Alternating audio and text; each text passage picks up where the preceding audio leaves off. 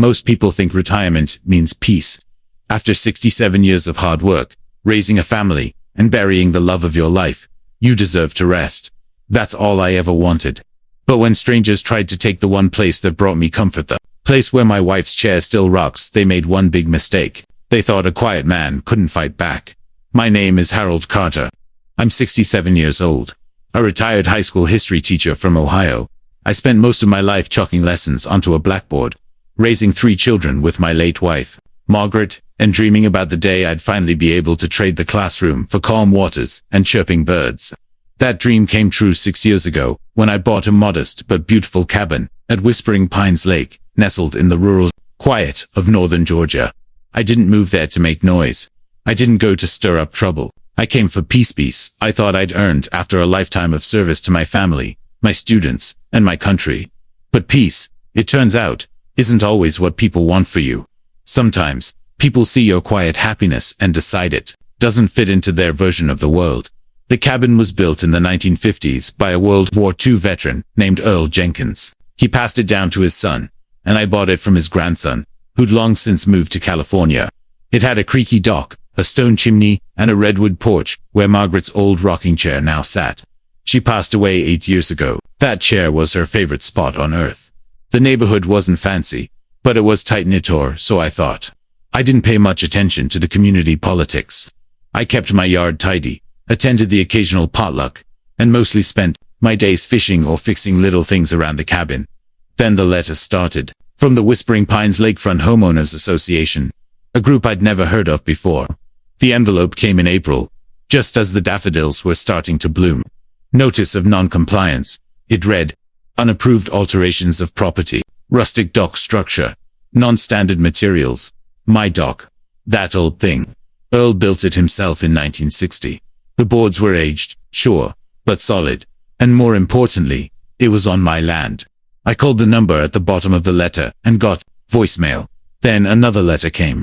This one was sterner. Failure to correct violations may result in legal action, including fines or removal of structure. They were trying to scare me. But I'd spent 35 years dealing with teenage boys in detention. I knew when someone was bluffing.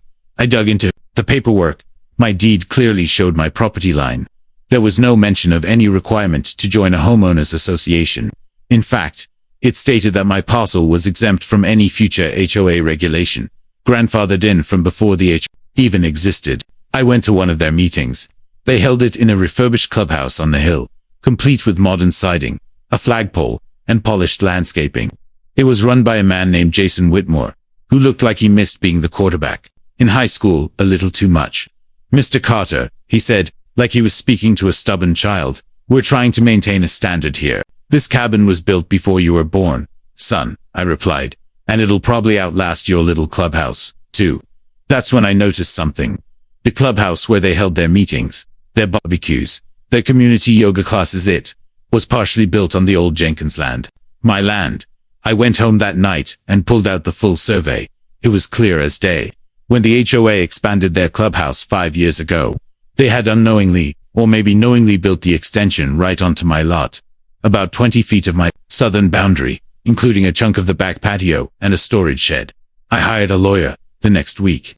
The HOA sent more letters.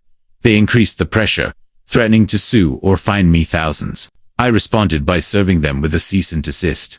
Jason and his board panicked. They offered to buy the land. I refused. They offered to remove the dock for free. I laughed. Eventually, they proposed a compromise. Just let us keep using the back portion, Jason pleaded, and we'll rescind the violation notice. I looked him in the eye and said, I'm not interested in deals with people who bully their neighbors. I gave them 60 days to vacate. They didn't believe I'd follow through, but I did. My lawyer filed an official eviction notice. Months later, a sheriff and a court order made it clear. The HOA had trespassed. They had no legal right to the land. And now they had to demolish that part of the clubhouse, or pay me rent. They chose to demolish it. The neighborhood was split. Some people thought I went too far. Others quietly thanked me. Turns out I wasn't the only one they'd targeted over the years.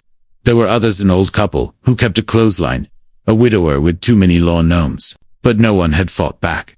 Not until now. That summer, I rebuilt the dock. I planted sunflowers near the edge of the property, where the clubhouse once cast its shadow, and I added a plaque to Margaret's chair. It reads, "In memory of peace, hard-earned." Because here's what I've learned at 67. Bullies wear all kinds of uniforms. Some wear suits. Some carry clipboards. Some sit in little clubhouses and make rules about your yard. But no matter how polite they sound, when someone tries to take your peace, you fight back.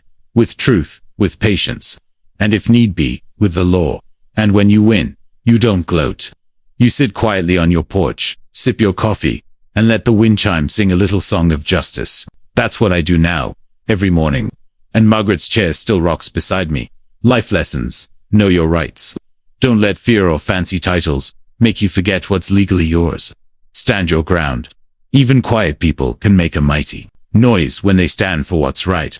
Peace is worth protecting. You can always rebuild a shed. You can't always reclaim peace of mind. Kindness isn't weakness.